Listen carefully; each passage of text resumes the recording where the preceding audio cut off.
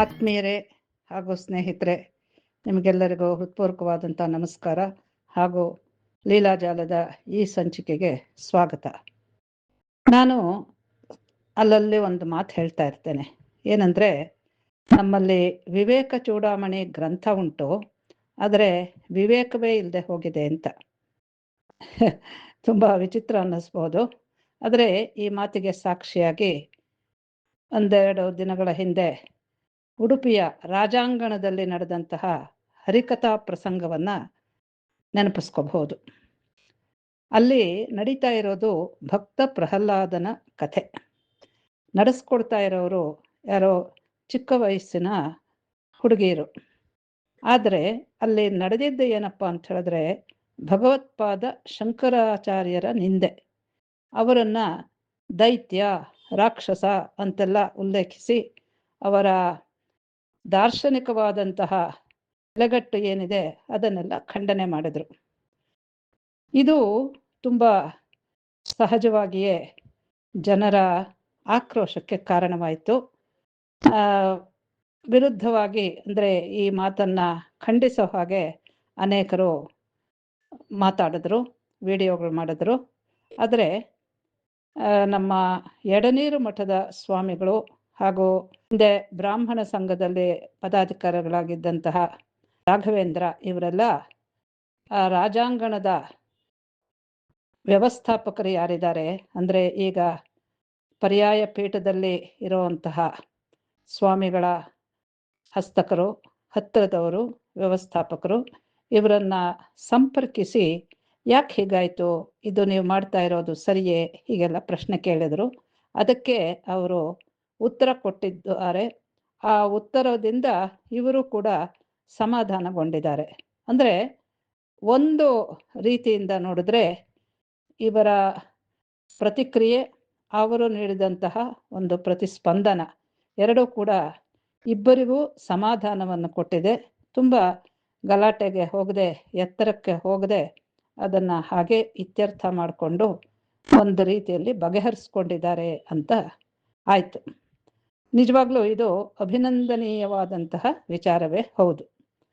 ಆದರೆ ವಿಷಯ ಇಲ್ಲಿಗೆ ನಿಲ್ಲೋಲ್ಲ. ಈ ಒಂದು ಆದಿಶಂಕರಾಚಾರ್ಯರನ್ನ ಆಗಾಗ್ಗೆ ಇವರು ಮಾತಾಡುವಂಥದ್ದಿದೆಯಲ್ಲ, ಅವರ ವಿರುದ್ಧವಾಗಿ ಇದು ಸಾಮಾನ್ಯ ವಿಚಾರವಲ್ಲ.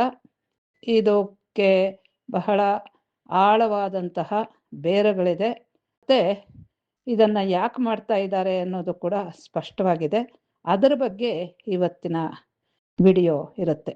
ಒಂದು ಅವಧಿಗೆ ವಿಧಾನ ಪರಿಷತ್ತಿನ ಸದಸ್ಯೆಯೂ ಕೂಡ ಆಗಿದ್ದೆ.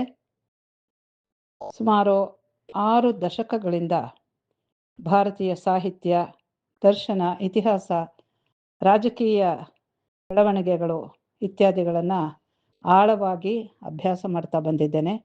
ಹಾಗೆಯೇ ವಿಜ್ಞಾನ, ಮಂತ್ರಶಾಸ್ತ್ರಗಳ ಪರಿಚಯದ ಜೊತೆಗೆ ಭಾರತೀಯ ಸಮಾಜ, ಅದರ ಗುಣದೋಷಗಳ ವಿಮರ್ಶಾತ್ಮಕ ಅಧ್ಯಯನ ಕೂಡ ನನ್ನ ಆಸಕ್ತಿಯ ವಿಷಯಗಳಾಗಿವೆ. ಇನ್ನು ವಯಸ್ಸಿನ ದೃಷ್ಟಿಯಿಂದ ಹಿರಿಯ ನಾಗರಿಕರು ಹೌದು. ಒಟ್ಟಾರೆ ಅಭ್ಯಾಸ, ಅಧ್ಯಯನ, ಅನುಭವಗಳ ಜೊತೆಗೆ ಇದರಿಂದ ಕಲಿತ ಪಾಠವೂ ನನ್ನ ಬೆನ್ನಿಗಿದೆ. ಈ ಹಿನ್ನೆಲೆಯಿಂದ ಮಾತನಾಡ್ತಾ ಇದ್ದೇನೆ. ಸುಮ್ಮನೆ ನಮ್ಮದು ಒಂದು ಮಾತಿರಲಿ ಅನ್ನೋ ಬೇಕಾಬಿಟ್ಟಿ ಭಾವದಿಂದ ಅಲ್ಲ ಅನ್ನೋದಕ್ಕೋಸ್ಕರವಾಗಿ ಇಷ್ಟನ್ನು ಹೇಳಿದೆ. ಈಗ ನಾನು ಹೇಳ್ತಾ ಇರೋದು ಏನು ಅಂತ ಹೇಳಿದ್ರೆ, ಈ ಒಂದು ವಿವಾದ ಇದೆಯಲ್ಲ, ಅಂದರೆ ಶಂಕರ ಭಗವತ್ಪಾದರನ್ನ ಮಾಧ್ವರು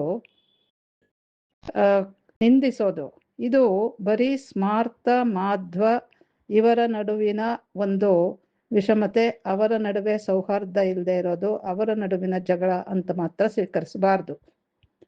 ವಸ್ತುತಃ ಇದು ನಮ್ಮ ಸನಾತನ ಧರ್ಮಕ್ಕೆ ಅಂಟಿರುವಂತಹ ಕಂಟಕ ಮತ್ತು ಅನೇಕ ಸಮುದಾಯಗಳ ನಡುವೆ ಒಂದು ವಿಷಮತೆಯನ್ನು ಬಿತ್ತುವಂತಹ, ಸಾಮರಸ್ಯವನ್ನು, ಸೌಹಾರ್ದ ಭಾವವನ್ನು ಕದಡುವಂತಹ ಒಂದು ಕೆಟ್ಟದಾದಂತಹ ಭಾವ ಇದು ನಿಲ್ಲೋವರೆಗೂ ಇಂಥ ಭಾವನೆಗಳನ್ನು ನಾವು ಪೂರ್ತಿ ತೆಗೆದುಹಾಕೋವರೆಗೂ ನಾವು ಸನಾತನ ಧರ್ಮೀಯರು ಒಗ್ಗಟ್ಟಾಗಿ ನಮ್ಮ ದೇಶಕ್ಕೆ ಸೇವೆ ಸಲ್ಲಿಸೋದಕ್ಕಾಗೋದಿಲ್ಲ. ಇದರಿಂದ ನಮಗೂ ಕೂಡ ಇತರರಿಂದ ತುಂಬ ಕಂಟಕ ಇದೆ ಅನ್ನೋದನ್ನು ತಿಳ್ಕೋಬೇಕು. ತಮ್ಮ ಅದ್ಭುತ ಕರ್ತೃತ್ವ ಶಕ್ತಿಯಿಂದ, ಪ್ರತಿಭೆಯಿಂದ, ಜ್ಞಾನದಿಂದ, ವೈರಾಗ್ಯದಿಂದ ಜಗತ್ತಿನಾದ್ಯಂತ ಅಪಾರ ಗೌರವಕ್ಕೆ ಪಾತ್ರರಾದಂತಹ ಒಬ್ಬರು ಪ್ರಾಚೀನ ಆಚಾರ್ಯ ಪುರುಷರನ್ನು ನಿಂದಿಸೋದು, ಖಂಡಿಸೋದು ಸರಿಯೇ ಅಂತಂದರೆ ಖಂಡಿತ ಸರಿ ಇಲ್ಲ. ಜೊತೆಗೆ ಏಕವಚನ ಪ್ರಯೋಗ ಬೇರೆ. ಈ ಚಿಕ್ಕ ವಯಸ್ಸಿನ ಹುಡುಗಿಯರು ದೊಡ್ಡ ವೇದಿಕೆ ಮೇಲೆ ಕುಳಿತು ಏಕವಚನ ಪ್ರಯೋಗ ಬೇರೆ ಮಾಡ್ತಾರೆ. ಇದು ಖಂಡಿತ ಸರಿ ಇಲ್ಲ. ಸರಿ ಇಲ್ಲದೆ ಇರೋದನ್ನು ಇವರು ಇಷ್ಟು ಡಾಳಾಡಂಗುರವಾಗಿ ವೇದಿಕೆ ಮೇಲಿಂದ ಹೇಳ್ತಾರಲ್ಲ, ಇದಕ್ಕೇನು ಕಾರಣ ಅಂತ ಒಂದು ನಾವು ಯೋಚನೆ ಮಾಡಿದ್ರೆ ಅದಕ್ಕೆ ಅವರು ಹೇಳಿರೋದಲ್ಲ, ಅವರ ಹತ್ರ ಹೇಳಿಸ್ತಾ ಇರೋವಂಥದ್ದು ಅಂತ. ಹೇಳಿಸ್ತಾ ಇರೋದು ಅಂದರೆ ಇತ್ತೀಚಿನ ಯಾರೋ ಹೇಳ್ಕೊಟ್ಟಿದ್ದಾರೆ ಅಂತಲ್ಲ, ಇದು ಗ್ರಂಥಗಳಲ್ಲಿ ಉಲ್ಲೇಖಿಸಲ್ಪಟ್ಟಿರುವಂಥದ್ದು. ಅವರ ಪ್ರಾಚೀನ ಗ್ರಂಥಗಳಲ್ಲಿ ಉಲ್ಲೇಖ ಆಗಿರೋದ್ರಿಂದ ಮತ್ತು ಆ ಗ್ರಂಥಗಳನ್ನು ಪಾಠ ಮಾಡೋದ್ರಿಂದ ಈ ಚಿಕ್ಕವರಿಗೂ ಕೂಡ ಅಂಥ ಮಾತುಗಳನ್ನು ಹೇಳುವಂತಹ ಧೈರ್ಯ ಬರುತ್ತೆ. ಮತ್ತು ಅವ್ರಿಗೊಂದು ಆ ಶಕ್ತಿ ಸಾಮರ್ಥ್ಯ ಬಂದ್ಬಿಡುತ್ತೆ. ಯಾಕೆಂದರೆ ದೊಡ್ಡವರು ಹೇಳಿದಾರಲ್ಲ, ಗ್ರಂಥದಲ್ಲೇ ಇದೆಯಲ್ಲ, ನಮ್ಮದೇನು ಅಂತ. ಮತ್ತು ಅವರು ಆ ವಿಚಾರ ಮಾಡೋದಕ್ಕೂ ಹೋಗೋದಿಲ್ಲ. ಏನು ಹೇಳ್ಕೊಟ್ಟಿರ್ತಾರೆ ಅದನ್ನೇ ಸಾಮಾನ್ಯವಾಗಿ ಹೇಳೋದು. ಇದು ಸಾಮಾನ್ಯವಾದಂತಹ ವಿಚಾರ ಅಲ್ಲ. ಈ ದೇಶದ ಹಿರಿಮೆ ಗರಿಮೆಗಳು ಬೇಕಾದಷ್ಟು ಇದ್ದರೂ ಕೂಡ ಎಲ್ಲವನ್ನು ಮುಚ್ಚಿಟ್ಟು ಕಮ್ಯುನಿಸ್ಟ್ ಇತಿಹಾಸಕಾರರು ಬರೆದಂತಹ ಅಸತ್ಯಗಳನ್ನು, ಅಸಂಬದ್ಧಗಳನ್ನೇ ನಮ್ಮ ವಿದ್ಯಾರ್ಥಿಗಳಿಗೆ ಲಾಗಾಯತಿನಿಂದ ಪಾಠ ಮಾಡ್ತಾ ಬಂದಿರೋದ್ರಿಂದ ವಿದ್ಯಾರ್ಥಿಗಳ ಇತಿಹಾಸ ಗ್ರಹಣೆ ತೀರಾ ಕನಿಷ್ಠವಾಗಿದೆ ಮತ್ತು ಅಸತ್ಯದಿಂದ ಕೂಡಿದೆ. ಅಂಶವನ್ನು ತಮ್ಮ ಗಮನಕ್ಕೆ ತರಬಹುದು.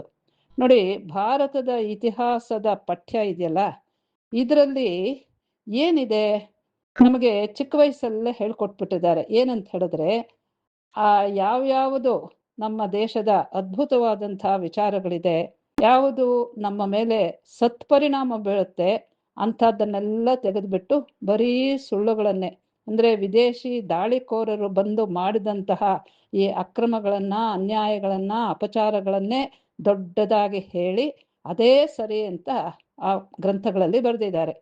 ಅದನ್ನು ಓದಿದವರು, ಅದರಲ್ಲೂ ಚಿಕ್ಕ ವಯಸ್ಸಲ್ಲಿ ಇಂಥದ್ದನ್ನೆಲ್ಲ ಓದ್ಬಿಟ್ರೆ ಅದು ನಮ್ಮ ಮನಸ್ಸಿನ ಆಳಕ್ಕೆ ಇಳಿದು ಹೋಗುತ್ತೆ. ಅದನ್ನೇ ನಂಬ್ತೀವಿ ನಾವು. ಸತ್ಯವನ್ನು ಮುಂದೆ ಹೇಳಿದ್ರೂ ಕೂಡ ಅದರ ಬಗ್ಗೆ ನಮಗೆ ಒಂದು ವಿಶ್ವಾಸ ಬರೋದೇ ಇಲ್ಲ. ಈ ರೀತಿಯಾಗಿ ಚಿಕ್ಕ ವಯಸ್ಸಿನಲ್ಲಿ ಪಾಠ ಹೇಳಿಬಿಟ್ರೆ ಯಾವುದಾದ್ರೂ ಅದು ಸುಳ್ಳೇ ಆಗಿರ್ಬೋದು, ಅದು ಮಕ್ಕಳ ಮನಸ್ಸಿನ ಆಳಕ್ಕೆ ಇಳಿದು ಸತ್ಯವನ್ನು ಹೊಡೆದು ಓಡಿಸ್ಬಿಡುತ್ತೆ ಅನ್ನೋದು ಬಹಳ ಮುಖ್ಯವಾದಂಥ ವಿಚಾರ. ಇದಕ್ಕೆ ಇನ್ನೊಂದು ವಿಚಾರವನ್ನು ತಮ್ಮ ಗಮನಕ್ಕೆ ತರ್ತೀನಿ. ನಿಮಗೆಲ್ಲ ಗೊತ್ತೇ ಇದೆ, ಇಸ್ಲಾಂ ಮತದವರು ನಮ್ಮ ದೇಶದಲ್ಲಿ ವಿಧ ವಿಧವಾದಂತಹ ಜಿಹಾದಗಳನ್ನು ಮಾಡ್ತಾ ಇದ್ದಾರೆ ಅಂತ. ಲವ್ ಜಿಹಾದು, ಕಾರ್ಪೊರೇಟ್ ಜಿಹಾದು, ವಾಣಿಜ್ಯ ಜಿಹಾದು ಇತ್ಯಾದಿ ಎಲ್ಲ ಕೇಳಿದ್ದೀವಿ ನಾವು.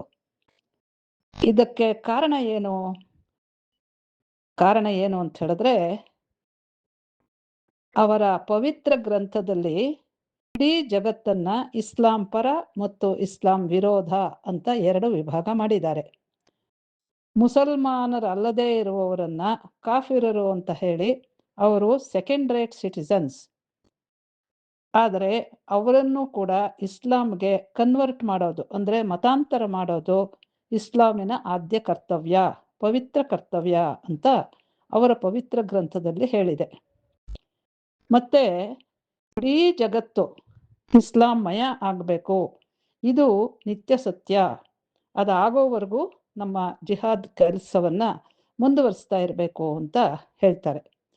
ಇದರ ಅರ್ಥ ಏನಂದರೆ, ಅವರು ಏನು ಅಂದ್ಕೊಂಡಿದ್ದಾರೆ, ಆ ಪಾಠವನ್ನು ಮುಸಲ್ಮಾನರಿಗೆ ಚಿಕ್ಕಂದಿನಿಂದ ಹೇಳ್ಕೊಡ್ತಾರೆ.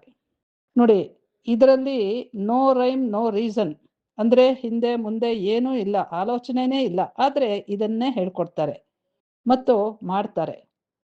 ಅದಕ್ಕೋಸ್ಕರವಾಗಿಯೇ ಎಷ್ಟೋ ಕಡೆ ಈ ಕೊಲೆ ಸುಲಿಗೆ ಕೇಸುಗಳಲ್ಲಿ ಚಿಕ್ಕ ಮಕ್ಕಳು, ಮುಸಲ್ಮಾನ ಚಿಕ್ಕ ಮಕ್ಕಳು ಕೂಡ ಸೇರ್ಕೊಂಡಿರ್ತಾರೆ. ನಿಮಗೆಲ್ಲ ಜ್ಞಾಪಕ ಇರಬಹುದು, ಈ ದೆಹಲಿಯ ಶಾಹೀನ್ ಬಾಗ್ ಅನ್ನೋ ಜಾಗದಲ್ಲಿ CAA ವಿರುದ್ಧ 2020ರಲ್ಲಿ ದೊಡ್ಡ ಪ್ರತಿಭಟನೆ ನಡೀತಲ್ಲ, ಆ ಸಂದರ್ಭದಲ್ಲಿ ಮಕ್ಕಳ ಕೈಯಲ್ಲಿ ಈ ಮಾತನ್ನು ಹೇಳಿಸ್ತಾ ಇದ್ರು, ಮೋದಿ ಕೋ ಮಾರೋ, ಅಮಿತ್ ಶಾ ಕೋ ಗೋಲಿ ಮಾರೋ ಅಂತ. ಮೋದಿ ಯಾರು? ದೇಶದ ಪ್ರಧಾನಮಂತ್ರಿಯನ್ನೇ ಹೊಡಿ ಬಡಿ ಕಡಿ, ಅಮಿತ್ ಶಾನೇ ಮುಗಿಸು ಇತ್ಯಾದಿಯಾಗಿ 5-6 ವರ್ಷದ ಮಕ್ಕಳ ಕೈಯಲ್ಲಿ ಇದನ್ನು ಕೊಟ್ಟು, ಏನು ಮೈಕ್ ಕೊಟ್ಟು ಹೇಳಿಸ್ತಾ ಇದ್ರು. ಇದರ ಅರ್ಥ ಏನಂದ್ರೆ, ಚಿಕ್ಕ ವಯಸ್ಸಿನಲ್ಲಿ ಹೇಳೋದು ಒಂದು, ಇನ್ನೊಂದು ಇದು ನಮ್ಮ ಮತದ ವಿಚಾರ, ಇದನ್ನ ನಾವು ನಮ್ಮವರಿಗೆ ಪಾಠ ಹೇಳ್ಕೊಡ್ತೀವಿ ಅಂತ ಮೊಂಡು ಹಿಡಿದ್ರೆ ಏನಾಗುತ್ತೆ ಅನ್ನೋದಕ್ಕೆ ಇದು ಉತ್ತಮವಾದಂತಹ ಒಂದು ಉದಾಹರಣೆ. ಆಗೋದು ಅನಾಹುತವೇ ಹೊರತು ದೇಶದಲ್ಲಿ ಸಾಮರಸ್ಯ ಬರೋಲ್ಲ, ಸಮುದಾಯಗಳಲ್ಲಿ ಸೌಹಾರ್ದ ಭಾವ ಬೆಳೆಯೋದಿಲ್ಲ. ಮತ್ತೊಬ್ಬ ಮಹಾನುಭಾವರು ಈ ಬಗ್ಗೆ ಮಾತಾಡ್ತಾ ಒಂಥರ ಬೆಂಕಿಗೆ ತುಪ್ಪ ಸುರಿದ ಹಾಗೆ ಮಾಡಿದ್ದಾರೆ. ಅವ್ರ ಪ್ರಕಾರ ಆಚಾರ್ಯ ಶಂಕರರನ್ನ ನಿಂದನೆ ಮಾಡಿರೋದು ಒಂದು ಸಣ್ಣ ವಿಷಯ, ಇದನ್ನ ದೊಡ್ಡದು ಮಾಡೋ ಅವಶ್ಯಕತೆ ಇಲ್ವಂತೆ, ಅಗತ್ಯವೂ ಇಲ್ಲ. ಮತ್ತೆ ಅಲ್ಲಿ ಹೇಳಿದವ್ರು ಯಾರಪ್ಪ ಅಂತ ಹೇಳಿದ್ರೆ ಯಾರೋ ಹುಡುಗಿಯರು, ಅವರೇನು ವಿದ್ವಾಂಸರಲ್ಲ. ಮತ್ತೆ ಈ ನಿಂದನೆಯ ವಿಚಾರವನ್ನು ಸಮರ್ಥಿಸ್ಕೊಂಡಿದ್ದಷ್ಟೇ ಅಲ್ಲದೆ ಅವ್ರು ಹೇಳ್ತಾರೆ, ಇತ್ತೀಚಿನ ಅಂದರೆ ಇವಾಗ ಪರ್ಯಾಯ ಪೀಠಸ್ಥರಾಗಿರುವಂತಹ ಶಿರೂರು ಸ್ವಾಮಿಗಳು ಅವರ ಹತ್ರ ಕ್ಷಮಾಪಣೆ ಪತ್ರ ಬರೆಸಿದಾರಲ್ಲ, ಅದು ಕೂಡ ತುಂಬ ದೊಡ್ಡ ತಪ್ಪು. ಅವರು ಆಚಾರ್ಯ ಮಧ್ವರಿಗೆ ಅಪಚಾರ ಮಾಡಿದ್ದಾರೆ ಅಂತಾನು ಕೂಡ ಹೇಳ್ತಾ ಇದ್ದಾರೆ. ಎಂಥ ವಿಶೇಷವಾದಂಥ ವಿಚಾರ ನೋಡಿ. ಇವರು ಮಾಡ್ತಾ ಇರೋದು ತುಂಬ ಗಂಭೀರವಾದಂಥ ಆರೋಪ ಸ್ವಾಮಿಗಳ ಮೇಲೆ.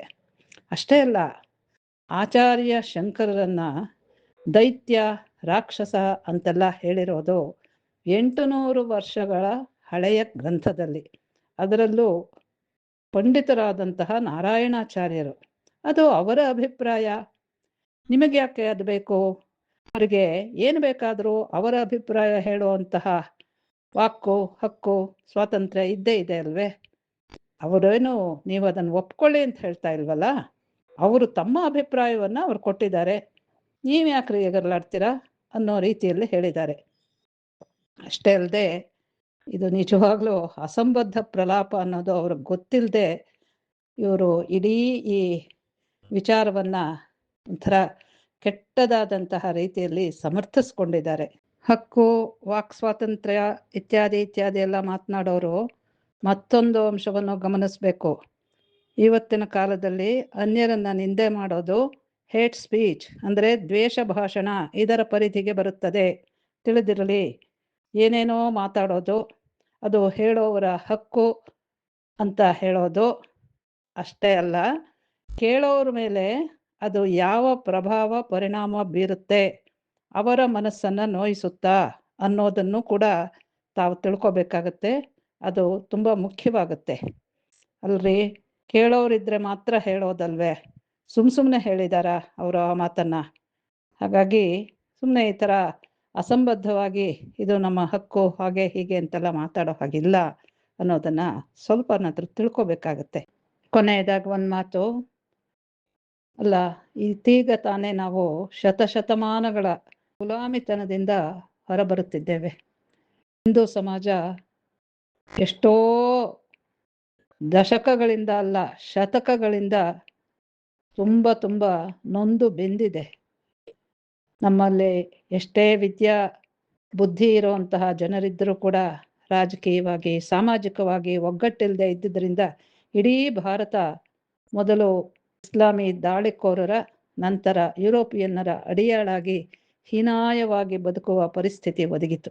ಈಗ ಭಾರತಕ್ಕೆ ಸ್ವಲ್ಪ ಮಟ್ಟಿಗೆ ರಾಜಕೀಯ ಸ್ಥಿರತೆ ಇರೋದಷ್ಟೇ ಅಲ್ಲದೆ ಅದು ಆರ್ಥಿಕವಾಗಿಯೂ ಚೆನ್ನಾಗಿ ಮುಂದುವರಿತಾ ಇದೆ. ಉತ್ತಮ ನಾಯಕರ ದರ್ಶನ ಮತ್ತು ಮಾರ್ಗದರ್ಶನದಲ್ಲಿ ಇವತ್ತು ಭಾರತಕ್ಕೆ ಜಾಗತಿಕವಾಗಿ ಒಂದು ಗೌರವ, ಒಂದು ಮಾನ್ಯತೆ ಸಿಗುತ್ತಿದೆ ಅಲ್ಲವೇ? ಬಾಹ್ಯ ಗಡಿಗಳನ್ನೇನೋ ಸೈನಿಕರು ಕಾಯ್ತಾ ಇದ್ದಾರೆ, ಆದರೆ ಒಳಗಿನ ಶತ್ರುಗಳು ಅಂದರೆ ಆಂತರಿಕವಾಗಿ ದೇಶವನ್ನು ದುರ್ಬಲಗೊಳಿಸಲು ಬಹುವಾಗಿ ಪ್ರಯತ್ನ ಪಡಿಸ್ತಾ ಇದ್ದಾರೆ. ಅಲ್ಲ ರೀ, ಆಂತರಿಕ ಭದ್ರತೆಗೆ ನಾವು ಪ್ರಜೆಗಳು, ಸಾಮಾನ್ಯರು, ಅಸಾಮಾನ್ಯರು, ಎಲ್ಲ ವರ್ಗದ, ಎಲ್ಲ ವಯಸ್ಸಿನ, ಎಲ್ಲ ವೃತ್ತಿಗಳ ಜನರು ಕಾರಣವಾಗ್ತೇವೆ. ಆಂತರಿಕ ಭದ್ರತೆ ಎಂದರೆ ನಾವೆಲ್ಲ ಒಂದು ಎಂಬ ಭಾವನೆ ಇಟ್ಕೊಂಡಿರೋದು. ಎಷ್ಟೇ ವೈವಿಧ್ಯತೆ ಇದ್ದರೂ ಅದೆಲ್ಲದರ ಪೂರ್ಣವಾಗಿ ನಮ್ಮಲ್ಲಿ ಐಕ್ಯ ಭಾವ ಇರಬೇಕು. ಅದಕ್ಕೆ ಧಕ್ಕೆ ಬಾರದಂತೆ ನಮ್ಮೆಲ್ಲರ ನಡೆ ನುಡಿಗಳಿರಬೇಕು. ಇದು ಈ ಹೊತ್ತಿನ ಅವಶ್ಯಕತೆ. ಎಷ್ಟೇ ಇತರ ಸಮುದಾಯಗಳನ್ನು ನಾವು ಸೇರಿಸ್ಕೊಂಡ್ರೂ ಕೂಡ ಅವರ ಎಲ್ಲರ ಆಂತರ್ಯದಲ್ಲಿ ಒಂದು ಸಮಾನವಾದಂತಹ ಐಕ್ಯ ಭಾವನೆ ಇದ್ದರೆ ಮಾತ್ರ ಸಾಧ್ಯ. ಯಾವುದು? ನಮ್ಮ ದೇಶದ ಏಳ್ಗೆ, ಸಂಹತಿ ಕಾರ್ಯಸಾಧಿಕ. ನೋಡಿ, ಈ ಮಾತು ಎಷ್ಟು ಚೆನ್ನಾಗಿ ಕಾರ್ಯಾನ್ವಯಗೊಂಡಿದೆ ಅಂತ ಹೇಳಿದ್ರೆ, ಇತ್ತೀಚೆಗೆ ಬಂಗಾಳದಲ್ಲಿ, ಅಂದರೆ ಪಶ್ಚಿಮ ಬಂಗಾಳದಲ್ಲಿ, ಅದಕ್ಕೆ ಮೊದಲು ದೆಹಲಿಯಲ್ಲಿ, ಬಿಹಾರದಲ್ಲಿ ಅತ್ಯುತ್ತಮವಾದಂತಹ ರಾಜಕೀಯ ಫಲಿತಾಂಶ ಬಂದಿರುವಂಥದ್ದು ನಾವೆಲ್ಲ ಹಿಂದೂಗಳು ಒಂದು ಅನ್ನುವಂತಹ ಒಂದು ಐಕ್ಯ ಭಾವನೆಯಿಂದ. ಇದನ್ನು ಉಳಿಸ್ಕೊಂಡ್ರೆ ಮಾತ್ರ ನಾವು ದೇಶದ ಏಳ್ಗೆಗೆ ನಮ್ಮ ಕೊಡುಗೆಯನ್ನು ಕೊಟ್ಟಾಗುತ್ತೆ. ನಾವು ಕೊಡಲೇಬೇಕು, ಅದು ನಮ್ಮ ಕರ್ತವ್ಯ. ರಾಷ್ಟ್ರ ಸರ್ವೋಪರಿ ಅನ್ನೋದನ್ನು ಚೆನ್ನಾಗಿ ತಿಳ್ಕೊಳ್ಳೋಣ. ಹಿಂದೂ ಸಮಾಜದಲ್ಲಿ ಸ್ನೇಹ, ಸೌಹಾರ್ದ, ಸಾಮರಸ್ಯ ಮೂಡಬೇಕು ಅಂತಿದ್ರೆ ಭೇದ ಭಾವಗಳನ್ನು ಬಿತ್ತುವಂತಹ, ಆಚಾರ್ಯ ನಿಂದನೆಗಳಿಂದ ಕೂಡಿರುವಂತಹ ಗ್ರಂಥಗಳನ್ನು ಪಾಠ್ಯದಿಂದ ತೆಗಿಬೇಕು. ಇದು ನಿಜವಾದ ಧರ್ಮ ಕಾರ್ಯ. ಇದನ್ನು ಮಾಡಿದರೆ ಮಾತ್ರ ನಾವು ನಮ್ಮ ದೇಶಕ್ಕೆ ಏನೋ ಒಂದು ಸಣ್ಣ ಕೊಡುಗೆಯನ್ನು ಕೊಟ್ಟ ಹಾಗಾಗುತ್ತೆ. ಕೊಡಲೇಬೇಕಾಗಿರುವಂಥದ್ದು ನಮ್ಮ ಆದ್ಯ ಕರ್ತವ್ಯವಾಗಿರೋದ್ರಿಂದ ಈ ಕೆಲಸ ಆಗಬೇಕು. ನಮಸ್ಕಾರ.